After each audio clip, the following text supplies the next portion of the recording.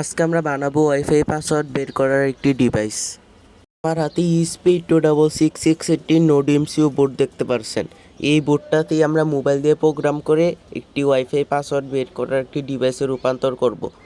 আমরা প্রথমে পাওয়ার ব্যাংকে লাগিয়ে দেখলাম এটা ফুল ওকে আছে, ভালো কন্ডিশনে আছে এখন এটাকে আমরা মোবাইলের দ্বারা প্রোগ্রাম করব। প্রোগ্রাম করতে আমাদের একটি ওটিজি কেবল লাগবে।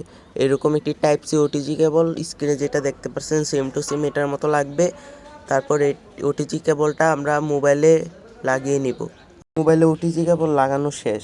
এখন ওটিজি কেবলের যে মাথাটা, সেই মাথাটাতে একটি ইউএসবি চার্জিং কেবলের পোর্ট বসাতে হবে, যেটা দিয়ে ডাটা আদান প্রদান করা যাবে। তারপর এটা আমরা অনেক শক্ত করে বসিয়ে নিব, যাতে কোনোভাবে উলটপালট না হয়, তাহলে আপনার স্ক্রিনে দেখাবে না। তারপর আমরা লাগানোর সাথে সাথে দেখতে পাচ্ছেন এটাতে পাওয়ার চলে আসছে। এখন আমরা মোবাইল থেকে আমাদের যেই সফটওয়্যারে আমরা কোড আপলোড দিব, সেই সফটওয়্যারটা ওপেন করে নিব।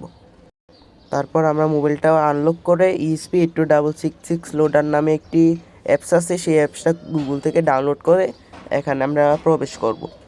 প্রবেশ করার পর আমাদের সামনে এরকম একটি ইন্টারফেস আসবে।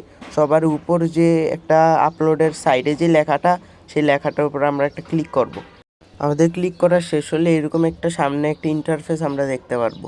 অনেকগুলো ফাইল আসবে, যে ফাইলগুলো আপনারা ডাউনলোড দিবেন। আর এই ফাইলগুলো আমার ভিডিও ডিসক্রিপশন বক্সে থাকবে, যে নাম্বার, সেই নাম্বারে থেকে নিতে পারবেন। তারপর আপলোডে ক্লিক করলেই এটা আপনার আপলোড হতে থাকবে ফাইলটা। আস্তে আস্তে করে আপলোড হয়ে যে ফিনিশ হয়ে গেছে আমাদের আপলোড করা। তারপর ফিনিশ হয়ে গেলে এদিকে কমপ্লিট উঠবে, তারপর একটি অ্যাডভার্টাইজ আসতে পারে, তারপর এটা বন্ধ হয়ে যাবে। এখন এই ESP8266 একটি ফাইল আপলোড করা হলো। এটা হালকা একটু পরিমাণে গরম হবে।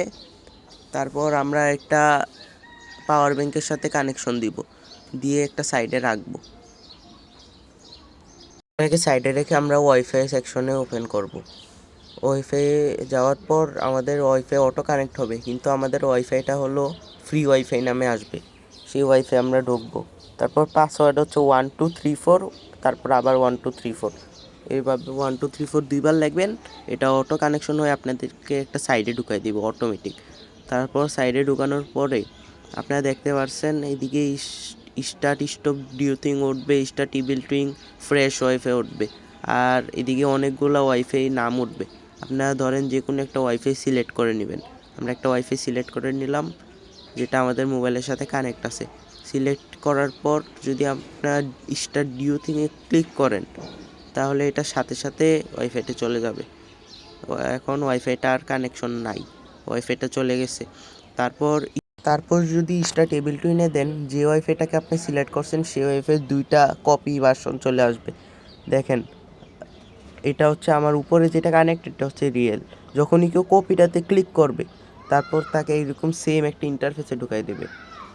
ঢুকাই দেওয়ার পর সে এখানে একটা পাসওয়ার্ড চাবে। ওয়াইফাইয়ের ওনার যখন পাসওয়ার্ডটা লিখবে, তখন সাথে সাথে আপনার কাছে এই পাসওয়ার্ডটা চলে আসবে। আমরা আমাদের নেক্সট ভিডিওতে দেখাবো কিভাবে এইরকম একটি জ্যামার দিয়ে ওয়াইফাই জ্যাম করতে হয়।